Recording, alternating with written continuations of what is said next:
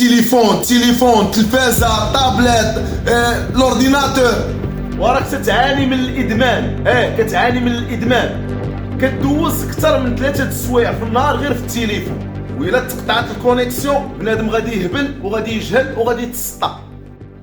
مواقع التواصل الاجتماعي كثيره بزاف، وكل واحد فينا كيفاش كيستغلها، وكل واحد فينا تيدوز فيها واحد الوقت الا ما كانش قليل تيكون كثير. ويكذب عليك الكذاب يقول لك شي واحد حاليا في الاسر المغربيه ما عندهمش تليفون على الاقل في الدار، يعني واحد النسبه ديال 90% ديال المغاربه عندهم الهواتف الذكيه. الانترنت ولات موجوده ومتاحه في كل مكان، وبالتالي حنا ولينا تنتعرضوا لواحد الحاجه اللي سميتها الادمان الرقمي. وبالتالي كندخلوا كل مره، يعني كتشوف اي واحد عنده تليفون ما يمكنش يجلس قل من 2 دقائق بلا ما يتصفح داك التليفون ديالو، ولو يكون ما باغي يدير به حتى حاجه، ولو ما باغي يقرا به، ما باغي يبحث به، ما باغي يتصل به شي حد، ما باغي يهضر فيه. ضروري كتدخل كتقلب كتشوف لي ريزو سوسيو اش داير. المشكله هنا فين كاينه؟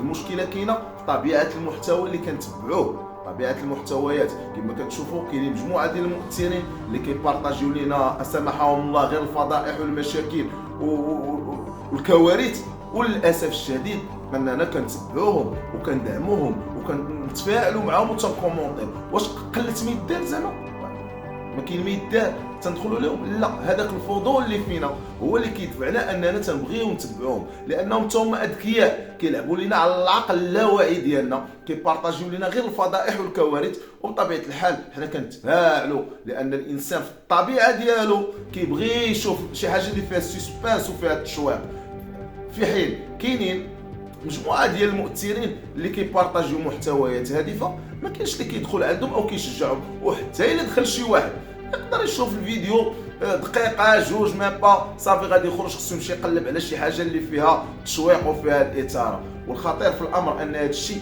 والله العظيم الا كيسبب واحد الادمان خطير. الدليل هو انك تلقى مجموعه ديال الشباب تيسهروا حتى لاش من وقت في الليل في التليفون ديالهم، ولو يكون غدا غادي يدوز البكالوريا ديالو. كتلقى ان مجموعه ديال الامهات في التليفونات ولو تحرق لها الكامله ما عندهاش مشكل.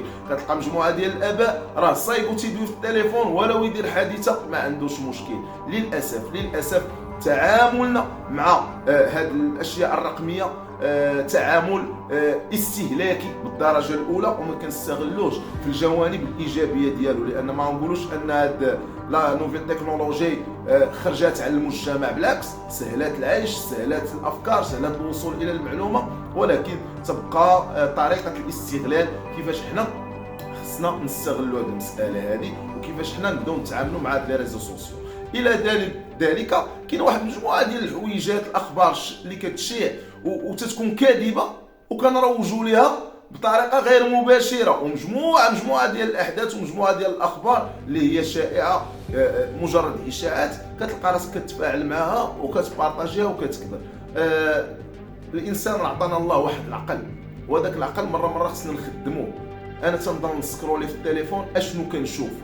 كتلقى راسك بلا ما تتشعر دوزتي ساعه ساعتين 3 السوايع وانت في التليفون حاني راسك عليه بلا ما كتشعر. يعني هنا بحال راه كاين واحد غسيل للدماغ بواحد الطريقه غير مباشره. علاش درت هذا الفيديو هذا؟ درتو عن تجربه شخصيه. حتى انايا من الناس اللي تياخذوا التليفون وتيبقاو في واحد الوقت طويل، تدخل هنا خرج هنا خرج، ملي تجي تفكر مع راسك تقول اشنو كنت كنشوف؟ اشنو استفدت؟ استفدت؟ ما كاين ما يستفاد.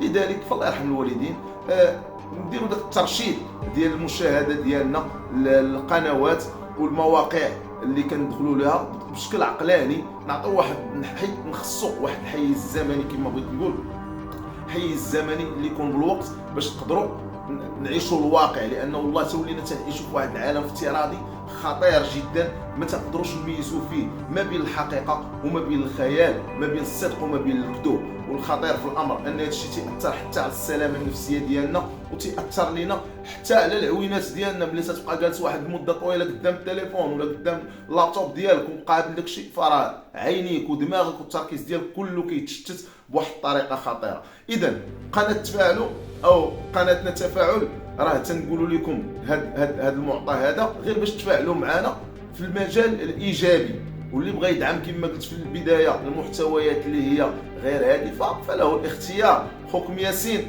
هذه انواط لحناها ونتفاعلوا فيها بالايجابي، وعطيونا حتى نتوما الحلول ديالكم اشنو كتقترحوا باش الانسان ما يوليش مدمن على هاد وسائل التواصل الاجتماعي بهذا الشكل، اولا كيفاش يحد من هذه المساله. وكل واحد يقول لنا التجربه ديالو مع التليفون وشحال كيدوز قدام التليفون. الى ان القاكم في الحلقه المقبله، خوكم ياسين يحييكم، السلام عليكم.